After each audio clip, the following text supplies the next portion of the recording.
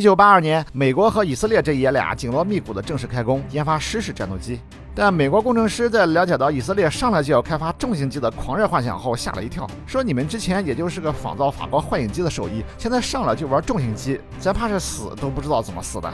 一顿电光输出让以色列开始冷静下来，看来饭还是得一口一口的慢慢吃。狮式战斗机的设计指标还真不能放飞自我。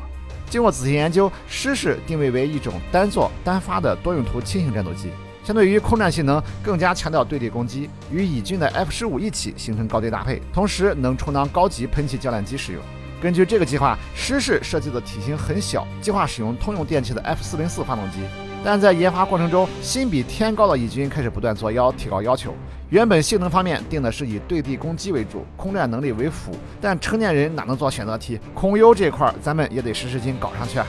在这种压力下，小小的机体开始不断塞进来各种机载设备，重量节节攀升。这么一搞，表现一般的 F-404就显得推力不够了，只能换装更猛的涡扇发动机。普惠公司拍着胸脯说这都不是事儿，回头就把 F-15上的 F-100发动机缩了一圈，专门为狮子定制了一台狮心 PW1120，不但推力大幅超越 F-404，与以军的 F-15发动机还能保持70%的理念通用性。以军管后勤维护的一听说，赶紧动动手指点了个赞。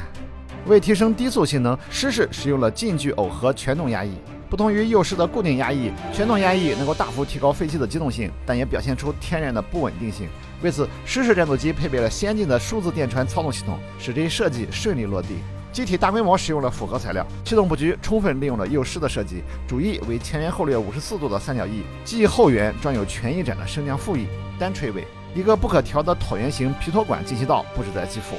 以色列心里门儿清，要想在军火市场上赚大钱，就必须掌握核心技术。所以狮式战斗机几乎所有重要的航空电子设备全都是以色列自研的。椭圆形雷达罩内的 ELM2035 多用途多模火控雷达由以色列埃尔塔公司研制，空战对地两不误。驾驶舱的装修高端大气上档次，高高的气泡型座舱视野良好，内部是一屏三下多功能液晶显示器，大幅减少了机械仪表。唯一的缺点是受制于较小的机体尺寸，驾驶舱不如美制战机空间大。不过也能理解，小年轻人刚刚参加工作，想搞个空间小的住着，也是未来可期。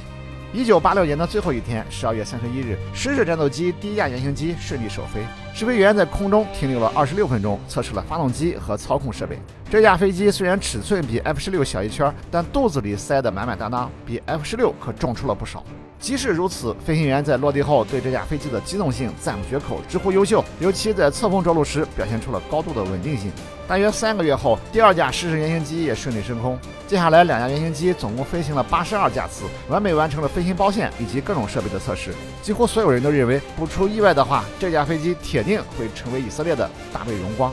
但人生就怕立这种 flag， 接下来狮式不出意外的出了意外。